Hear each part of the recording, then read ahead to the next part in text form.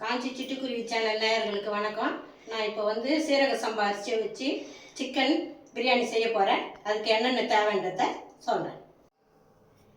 Chicken 1 kilo நல்லா சுத்தமாக மஞ்சள் போட்டு கழுவி வச்சுருக்கிறேன். இங்கே பாருங்கள், சின்ன பாக்கெட்டு தயிர், கார்டியா கல்லெண்ணெய், இதில் 200 ஊற்ற போகிறேன். சக்தி வந்து பிரியாணி மசாலா, இது வந்து தனி மிளகாய் தூள், இதில் 1 ஸ்பூன் போட போகிறேன். இதில் 1 ஸ்பூன் போட போகிறேன். நெய், சின்ன வெங்காயம், சாம்பார் வெங்காயம் சின்ன வெங்காயம் 200 கிராமு, இஞ்சி பூண்டு விழுது 150 கிராமு, இஞ்சி 75 கிராமு, பூண்டு 75 கிராமு, தக்காளி 300, இது பட்டை, லவங்கம், அன்னாச்சி பூவு, ஏலக்காய். லவங்கம் வந்து 4, பட்டை 1, பிரிஞ்சி இலை 3, இது போட போகிறேன். 5 பச்சை மிளகாய், பெரிய வெங்காயம் 200 கிராம், இதையை கட் பண்ணி வச்சுருக்கேன். இதை வச்சு தான் நான் இப்போ பிரியாணி செய்ய போகிறேன். சீரக சம்பா அரிசி 1 கிலோ. இது வந்து பழைய அரிசி, அதனால் நான் முன்னாடியாக ஊற வச்சுட்டு 1/2 மணி நேரத்துக்கு முன்னே. புது அரிசியாக இருந்தால் நீங்கள் வந்து பிரியாணி செய்ய சொல்ல தண்ணியில் ஊற்றி கழுவி வச்சுட்டு அப்புறம் பாத்திரத்தை வச்சு நீங்கள் பிரியாணி செய்யலாம். கேஸை பற்ற வைக்கிறேன். பிரியாணி செய்யறதுக்கு ஒரு பாத்திரம் வைக்கிறேன். பாத்திரம் காயட்டும், அப்புறம் எண்ணெய் ஊற்றணும். பாருங்கள், கடலை எண்ணெய் ஒரு 200 கிராமுக்கு ஊற்றுறேன்.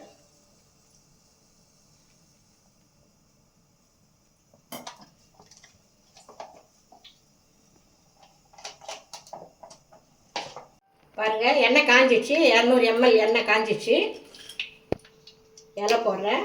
பட்டை, லவங்கம், ஏலக்காய் எல்லாத்தையும் போட்டுங்க.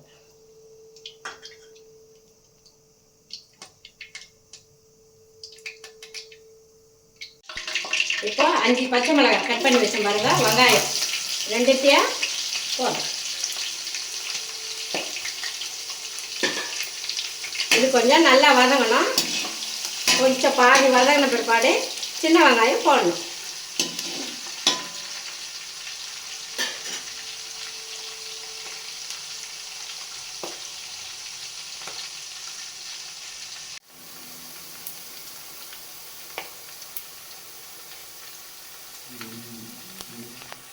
பாருங்கள், வெங்காயம் வதங்கி வந்துருக்குது. இப்போ சின்ன வெங்காயம் போடுறேன். அது பெரிய வெங்காயம் வதங்கிச்சு, பாதி வதங்கிச்சு. வதங்கின பிற்பாடு சாம்பார் வெங்காயத்தை போடுறேன். இதுவும் சேர்ந்து நல்லா வதங்கணும்.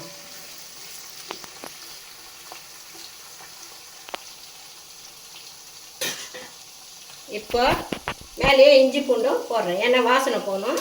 அதனால் 75 கிராம் இஞ்சி, 75 கிராம் பூண்டு எல்லாம் சேர்ந்து ஒன்றா வதங்கட்டும். அடி பிடிச்சிக்கோ, அப்பப்போ கலரி விடணும்.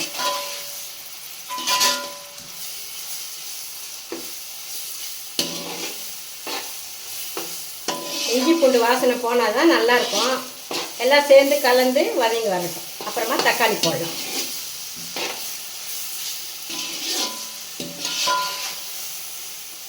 பாருங்கள், ஒரு 1.5 நிமிஷம் நல்லா இஞ்சி பூண்டு வதங்கிச்சு. நல்லா இஞ்சி பூண்டு வதங்கணும்.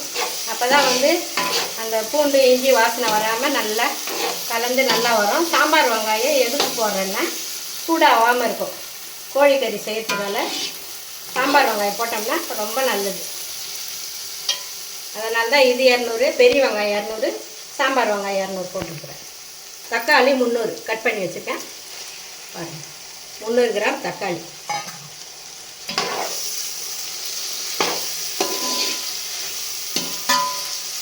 நல்லா வதங்கிட்டங்க. ஒன்றா கலந்து வதங்கி வரணும்.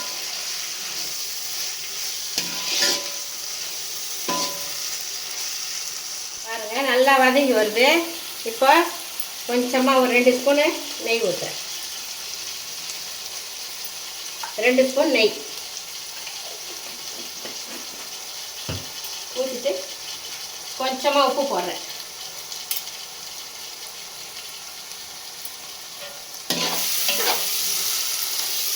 எல்லாம் நல்லா வதங்கணும்.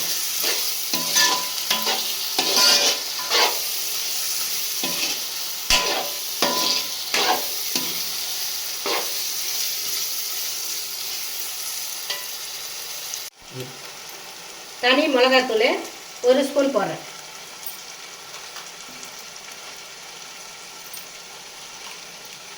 பிரியாணி மசாலா பவுட்ரு 1 ஸ்பூன் போடுறேன்.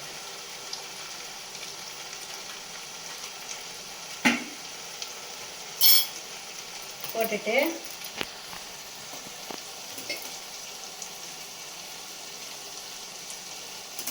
தயிர், சின்ன பாக்கெட்டு தயிர் 100 ml.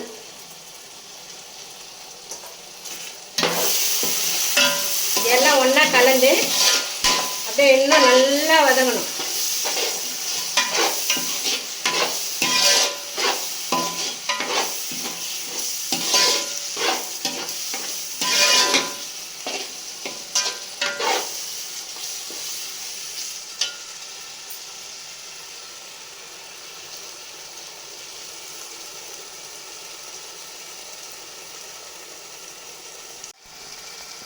பாருங்கள் வதங்கி வருது.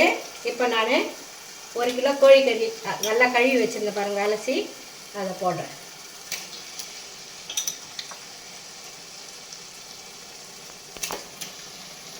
மஞ்சள்தூள் போட்டு நல்லா சுத்தமாக கழுவி வச்சுட்டேன்.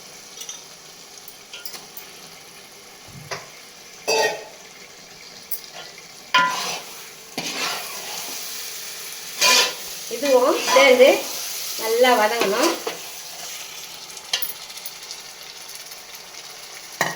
இப்போ புதினா கொத்தமல்லி போடணும். புதினா 1 பிடி அளவு.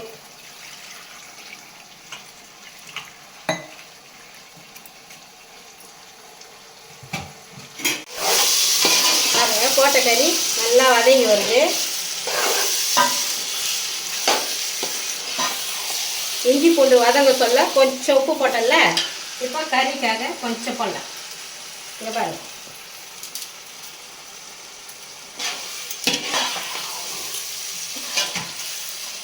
அப்போ தான் சேர்ந்து மசாலா எல்லாம் உப்பு காரம் எல்லாம் ஊறி இருக்கும். அதனால் பாருங்கள் நல்லா அலசி வச்சுருக்கிறேன். புதினா நல்லா ஒரு 1.5 பிடிக்கு போடுறேன்.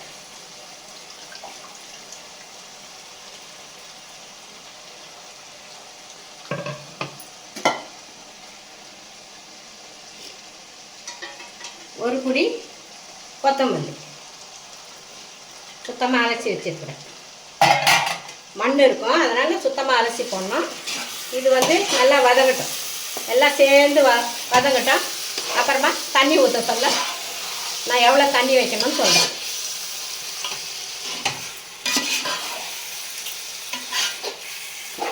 இப்போ மூடி போட்டு மூடணும்.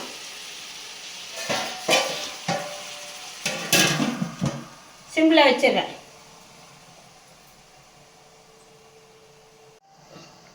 பாருங்கள் மூடி எடுக்கிறேன். நல்லா வதங்கி வருது பாருங்கள். எதுக்குன்னா கறி கொஞ்சம் வெந்து வரும், அதனால தான் இப்படி. தண்ணி நல்லா விட்டுருக்குது பாருங்கள். இதுலேயே தண்ணி விட்டுருக்குது. இன்னும் கூட கொஞ்சம் நேரம் இருக்கட்டும். தீ 3/4 தீ வச்சுருக்கிறேன். மறுபடியும் மூடி போடுறேன். நல்லா கலந்து வந்துச்சு. இப்போ தண்ணி ஊற்ற போகிறேன். இதில் 1 கப்பு அரிசி இருந்தது. 1 கிலோ அரிசி இதில் 1 இருந்தது ஒரு கிண்ணத்தில். இப்போ 2 கிண்ணம் தண்ணி ஊற்ற போகிறேன். 1க்கு 2 தண்ணி. எந்த பாத்திரத்தில் ஒரு பாத்திரத்தில் அரிசி நம்ம 1 போடுறோமோ அதுக்கு 2 தண்ணி ஊற்றணும். இந்த பாத்திரத்தில் 1 இருந்தது பாருங்கள். 1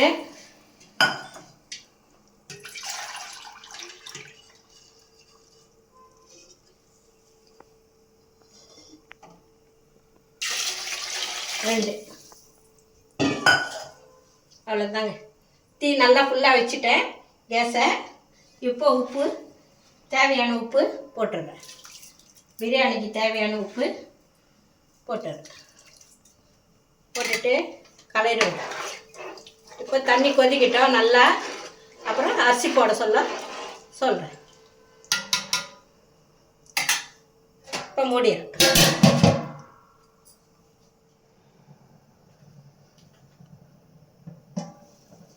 பாருங்கள் நல்லா கொதிக்குது. வதக்க சொல்ல கறி வந்து ஒரு 10 நிமிஷம் வதங்குச்சு. இப்போ தண்ணி ஊற்றி கொதிக்க சொல்ல ஒரு 10 நிமிஷம் ஆச்சு. இப்போ அரிசி போட்டோம்னா அது கறியெல்லாம் ஒன்றா வெந்து வந்துடும். உப்பு நான் நிறைய போட்டேன்னு நினைக்காதீங்க. கறியிலெல்லாம் நல்லா கரெக்டாக வந்து அப்புறம் அரிசி போட்டோம்னா அது கரெக்டாக வந்துடும். அரிசி போடுறேன்.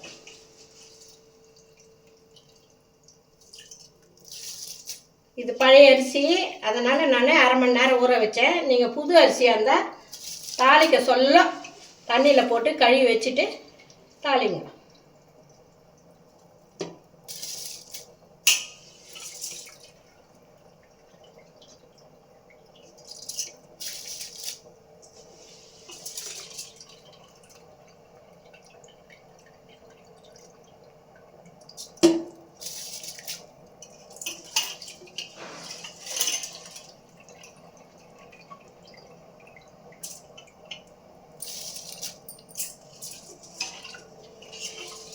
நான் 1 ஸ்பூன் தான் மிளகாத்தூள் போட்டேன். கொஞ்சம் உங்களுக்கு தேவைன்னா நீங்கள் இன்னும் கொஞ்சம் சேர்த்துக்கலாம்.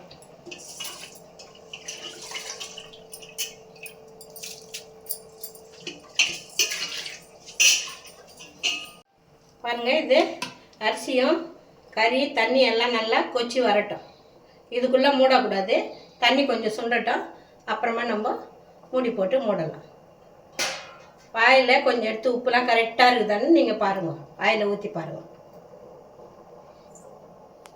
பாருங்கள், இப்போ நல்லா சுற்றி கொச்சி வருது. இப்போ நான் தட்டை போட்டு மூடிடுறேன். ஆனால் தீயை குறைக்கல. நல்லா கேஸ் வந்து ஃபுல்லாக தான் வச்சுருக்கிறேன். தீ வந்து கொஞ்சம் நேரம் பொறுத்து தான் குறைக்கணும். தண்ணி சுண்டணும். அப்போ நம்ம குறைச்சிக்கலாம். பாருங்கள், தண்ணிலாம் நல்லா சுண்டி வருது பாருங்கள்.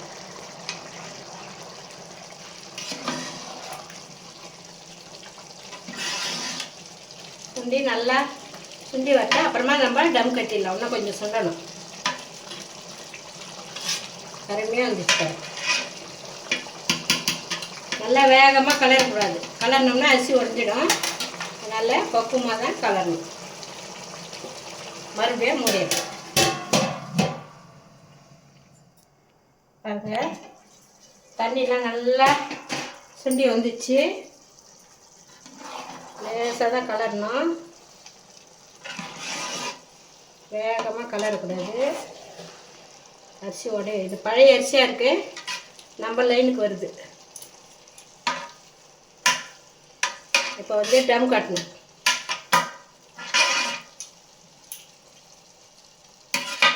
அரிசி போட்டு 1/4 மணி நேரம் ஆச்சுங்க. தண்ணியெலாம் நல்லா சுண்டி வந்துச்சு பாருங்கள். இப்போது டம் போட்டுடலாம். எப்படி போகிறதுன்னு சொல்கிறேன். பாருங்க, வாழை இலை இருக்குல்ல, அதை உள்ளே இப்படி வச்சிடணும். இப்படி வச்சுட்டா உள்ள கவர் ஆயிடுச்சு பாருங்க. வச்சுட்டு இப்போது தட்டை போட்டு மூடிடணும். நான் தீ வந்து 3/4 தீயில் தானே வச்சேன். இப்போ வந்து சிம்மில் வச்சிடணும். சிம்மில் வச்சுட்டு சுட தண்ணி நல்லா கொதிக்க வச்சுருக்கிறேன். அந்த தண்ணியை மேலே வச்சிடணும். இப்போ இது வந்து ஒரு 10 நிமிஷம் இருக்கட்டோன்னு நம்ம எடுத்துடலாம். சரியாக கரெக்டாக வந்துடும் பிரியாணி. பாருங்கள், 10-12 நிமிஷம் ஆயிடுச்சு. இப்போது எப்படி இருக்குதுன்னு பார்க்கலாம்.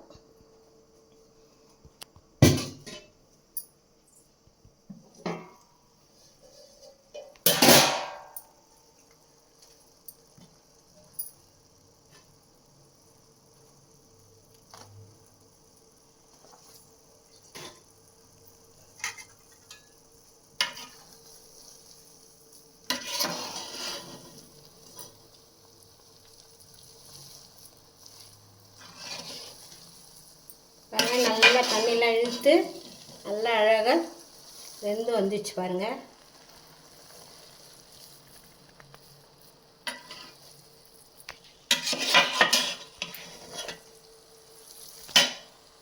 பன்னெண்டு நிமிஷம் ஆச்சுங்க. இது மூடி டம் கட்டி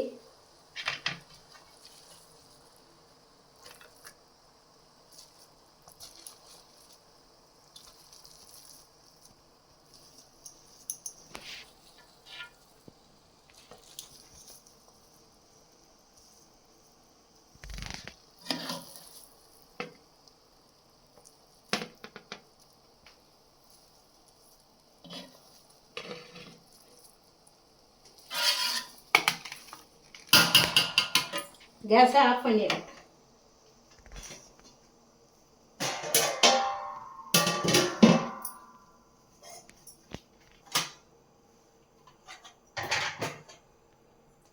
பாருங்கள், பிரியாணி நல்லா ரெடி ஆயிடுச்சு.